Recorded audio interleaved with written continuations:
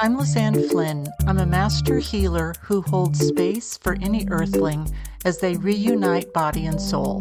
I am a bridge for relationships between all species so that the heart bond becomes stronger, deeper, and more loving.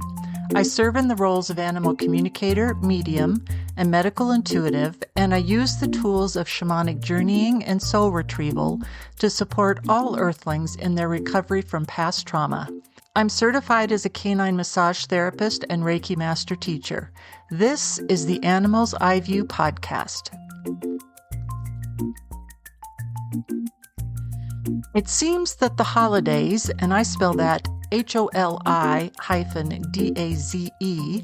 are upon us with all of their glories and all of their sorrows. Here in the U.S. and perhaps abroad, social media is chock-a-block full of rips and tears of groups being torn asunder due to political beliefs and or perception of moral clarity, as in who has it and who doesn't. FYI, the phrase chock-a-block originates from nautical terminology referring to blocks or pulleys being stacked closely together. Chock, a sort of wedge used to confine a cask or other weighty body when the ship is in motion. A block and tackle is a pulley system used on sailing ships to hoist the sails. It might be expected that chock-a-block is the result of wedging a block fixed with a chock. That doesn't appear to be the case. The phrase describes what occurs when the system is raised to its fullest extent, when there is no more rope free and the blocks jam tightly together. Chock-a-block also spawned an abbreviated version in the 20th century, chocka or chocker. This is World War II UK military slang meaning fed up or disgruntled, as in chocker. This is the sailor's way of saying he is fed up or browned off. I'll have to mention this to my Navy veteran son to see if it's still used today, although likely not. And who's to say that these rips and tears in one's familial group aren't due to present situations, and that perhaps the fabric of the family was already made of fabric that was washed too often so that it's threadbare, or that the stains on the fabric were not taken care of immediately, so that despite repeated and perhaps unnecessary washings, the stain still shows present tense. I think I'll take my own advice when writing about today's podcast topic and aim for neutrality, while at the same time addressing violations of my boundaries that are necessary to do, perhaps like a queen bee does in her hive, and that all animals do every moment of their lives. The intersection of requeening a hive and the cloning of Black Footed Ferret may seem odd at the very least. And just for fun, I'm going to add in the term pet octopus because, at least from the animals I view, they all match in the soulless territory. And honestly, with the two at either end, the requeening of a hive and having an octopus for a pet, I would have expected the soulless adjective to a certain extent. The one in the middle, the cloning of Black-footed ferret, I would not have put that in the mix. And the energy as I feel it is definitely off. And sometimes I'll use the term void of energy, which is pretty much the same thing. It's how my body tells me what energy is present, if any. For instance, when an animal's transition is imminent, I will feel a void of energy at some point that's going to happen in the near future. It's as if a light has been turned off and there is no more energy contained, or that energy will be leaving a physical form that's currently very present in their energetic fingerprint. I may have said before that your energetic field holds the full essence of you and does the same for the other 8.7 million animal species on Earth and their individual members, so that it is individual to you like your fingerprint is. How I feel is situation dependent, such as a guardian grappling with an animal who is in active transition versus an animal who still has some completely arbitrary time left on their life path. The end point will be the same for both, Again, it's just a matter of time. I filled the void when animals who are missing have already transitioned, and not surprisingly, usually at the claws or paws of another predator, which is something they may have chosen for themselves, especially if they are in their window of transition and their guardian is struggling with the decision on whether or not to euthanize. Keep in mind, this is a PSA. It's the ultimate act of compassion and mercy that we can give to them. The bottom line is that this void of energy feeling is quite different than a non void of energy, which I'm sure clears it up nicely for you all, right? I knew immediately when the animals joined me in labeling these human actions as soulless that we'd hit the mark. And you know how briskly direct our animals can be with us at times. Let me start by giving you a bit of history about the Black Footed Ferret, and I'm going to refer to them as BFF throughout, just because it's a lot to say Black Footed Ferret. It's not really, but there you go. All of the currently living BFFs are descendants of the last 7 living BFFs in the wild. This species holds a unique ecosystem role. It is a key predator in its habitat, helping to control populations of prairie dogs and other small mammals. They are also a biodiversity indicator. Their presence indicates a healthy prairie ecosystem as they rely on specific habitats and prey. So, since they're already endangered, this limited genetic pool, if you will, also doesn't do them any favors, as it's the diversity among any species that builds strong and durable successive generations. I mean, we humans know that from our slightly mad kings and queens stories. The cloning article link in the podcast notes came out first from the U.S. Fish and Wildlife Service in April of this year. 3 female ferrets were cloned from another female ferret whose remains were stored in 1988 at the San Diego Zoo. Here's your little explanation of cloning. Cloning makes a new plant or animal by copying the genes of an existing animal. To clone these 3 ferrets, the Fish and Wildlife Service worked with zoo and conservation organizations and ViaGen Pets and Equine, a Texas business that clones horses for $85,000 and pet dogs for $50,000. And we already know that Barbra Streisand cloned her first dog after its transition. The unique thing about the San Diego BFF is that her genes held 3 times as much diversity as those found in current BFFs that came from only 7 ancestors. So, to science, it made sense to make 3 more BFFs from those genes, as the more diversity, the more resilience against disease. And I gotta tell you, even just saying those words, science made 3 more BFFs, gives me a kind of ookity feeling. And that's a word you won't find in the dictionary. It's my own made-up word from icky and a slight ew, but without the whole ew sound, just kind of like a ooh sound. So, Elizabeth Ann, Noreen, and Antonia were cloned from Willa's genes, the badass BFF who managed to not be born from the other 7 remaining ancestral BFFs. We could call her the 8th wonder of the BFF world. The technique involved injecting Willa's genetic material into the egg of a domesticated ferret, which then became a surrogate mother, kind of a BFF IVF. The domestic ferret birthed Elizabeth Ann, the first cloned ferret in the world, but Elizabeth Ann was unable to produce, although she is healthy and living her life in a zoo, which is all she's known. Once Antonia reached maturity, she mated with another BFF, and this past June she birthed 3 offspring in a first for conservation. Though one of them died, the surviving female and male have been meeting their expected developmental milestones. No word yet on our gal Noreen and whether she's also been mated with kits in the oven. At the end of the article I read, I asked myself and the animals, since they're always along for the ride, well, what about soul? Where does that come in, or does it during the cloning process? The response from the animals to that void of energy, which was definitely authentic for me, was a bit of fear and nervousness because, like science and religion, they don't have cloning in their DNA, if you will. And they wanted me to put it exactly that way as a bit of a joke. And I can't say that I disagree.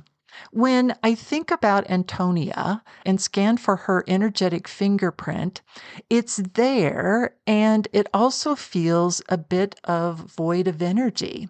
It's not exactly AI or robotic because it's alive, and yet its presence on Earth isn't exactly comfortable either.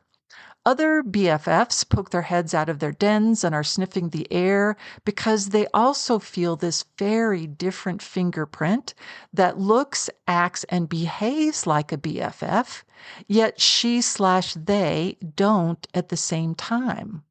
So this is the question. Is cloning, or as we've talked about before, reverse extinction, which is kind of what cloning is, certainly in this case, I think, compatible with life on Earth in all ways and with the fixed design on Earth? So that soul path matches up with brief life path for experimenting and experiencing. Will it be that way for Antonia and her offspring? Do they have souls, or is this like an AI Frankenstein experiment that will eventually run amok? Because let's face it, we don't do preservation at all. How are we doing at conservation, really? Will it be possible for these offspring and their offspring, etc., to be released into the wild so that they can successfully broaden and deepen the species we call BFF? And as an aside, in reality, we might call them BMF, as in black masked ferret, because that's what they look like, in case you haven't ever seen one. Less from science and more from the patriarchy without science. Requeening a hive is also like a human soulless intervention, which is done often when a resident queen dies, or maybe two queens are born in one hive, or when a swarm of bees occurs and they need a new queen. That's very commonly done. It's also done, apparently, when human perception of the queen's offspring is that they're aggressive. You all know how I do not like that word. Or as one Instagram poster, a man, which will become important in just a minute, decides that his queen has, quote, angry genes that she's passed on to her offspring, which then causes, in his mind, the offspring to become aggressive and fly about and swarm and attack and sting. So this man, an apiarist with about 240,000 followers, blithely posted that he, quote, killed a queen because she was causing her offspring to become aggressive, which in turn, of course, made his apiary duties difficult. We all must have calm hives, don't you know, because all humans are in charge. I reached out to my resident apiarist and didn't hear back from her in time for this podcast, so I took it upon myself, as you knew I would, to look up what makes the offspring in a hive angry and or aggressive. Turns out it's not such a surprise. It is the numerous drone males with whom the queen mates at the beginning of each season. True altruism is rare behavior in animals. This is science talking, not me. But a new study by Penn State researchers has found that honeybees display this altruistic trait. Additionally, they found that an evolutionary battle of genetics may determine the parent they inherited from. And spoiler alert, it's the queen. For the study, published in the journal Molecular Ecology, the researchers examined the genetics behind retinue behavior in worker honeybees, who are always female. After the worker bees are exposed to the queen bee's pheromone, they deactivate their own ovaries, help spread the pheromone to the other worker bees, and tend to the queen and the eggs she produces. This behavior is considered altruistic because it ultimately benefits the ability of the queen to produce offspring while the worker bee remains sterile. For honeybees, the queen is typically the mother of all, or nearly all, the bees in the hive. The researchers found that the genes that make worker bees more receptive to this pheromone and therefore more likely to display the retinue behavior can be passed down from either the mother or father bees. However, and I love this part, the genes only result in altruistic behavior when they are passed down from the mother, aka the queen. So, it would seem that there are no angry or misbehaving queens, and perhaps there are more angry and misbehaving drones, male bees, whose sole purpose is to mate with a queen bee, and then they die or are killed off by the female worker bees should they try to enter the hive itself. Talk about the revenge of the Handmaid's Tale come to life. When I read about this requeening, or this anthropomorphic patriarchal dream of having female worker bees who do nothing but smile and are happy all day, and an unnecessary murder of likely one of the most sentient beings on Earth, I was shocked that it was talked about so easily. Moreover, the people who were commenting only knew half of the story and were willing to believe that bad genes came from the queen because they so willingly accepted this destruction of the leader of the hive, because far be it from humans, and definitely male humans, to think that they're doing something wrong in their beekeeping. How does the hive go on after that when their mother of all is suddenly gone? How do their souls feel about their life's work and the baby bees nestled comfortably in their cells who wake up suddenly to find their mother has been replaced? And finally, we come to another social media video I watched about an octopus named Lucy, of whom her owner, and I'm using that word deliberately, claims she is his pet. This guy has YouTube video views in the millions, and I had to go back quite a ways in their feed to find when Lucy was, air quotes, adopted by him. He freely mentions in several videos that Lucy is mad at him for being gone so long, as a way to explain her behavior of clinging tightly to him and squirting him with water.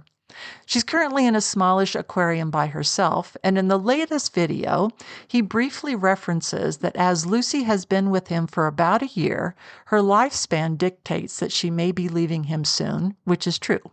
Captive octopus live for maybe 1 to 2 years, depending upon the maintenance of their health by their owners. And by definition, an owner is someone who owns an object or a thing and has control over that object or thing. In some EU countries and elsewhere, animals are considered sentient beings. In other countries and in the US, they are considered property. I'm fairly certain that Lucy and other fish that he has in his tanks come from captive breeders, and he posted a video where he and his family were going to visit a seahorse farm. I did not know those existed, where they might come home with 1 or 2 seahorse. He may very well say, if questioned, that people are learning about octopus from him and that he's giving Lucy a good home. Look, see, she's healthy. I gave her a good home from the breeder. He might even add that he's aiding conservation efforts, as some of his supporters say, by preferring to believe that he's rescued the sentient beings that he currently holds as captive. My reply would be, from where has he rescued them? The ocean? You mean the place that is their and their ancestors' only known home?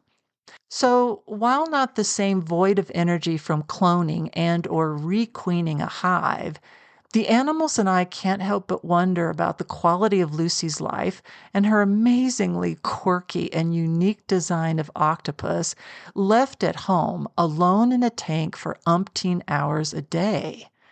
Where's the soul in that? Where is her experimenting and experiencing?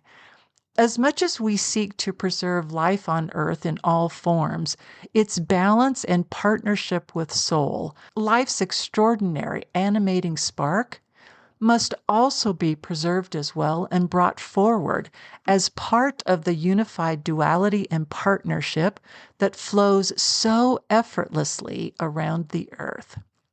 We've only ourselves to blame if we don't. And at least that's how the animals see it.